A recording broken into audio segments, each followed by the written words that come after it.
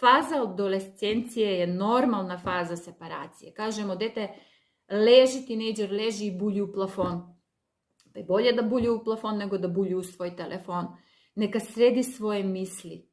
Kad dete gleda u plafon, sređuje svoje misli, ima kontakt sa sobom, pa preispituje sebe. Pa da li je ovo okej, pa da li je ono okej. To je taj neki eksperimentalan period. Zato kažemo da možda najidentična figura sa kojima se povezuju adolescenti, tinejdžeri je figura Hamleta.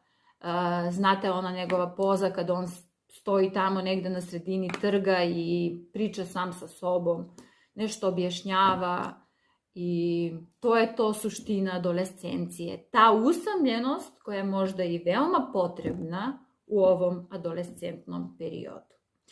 Međutim,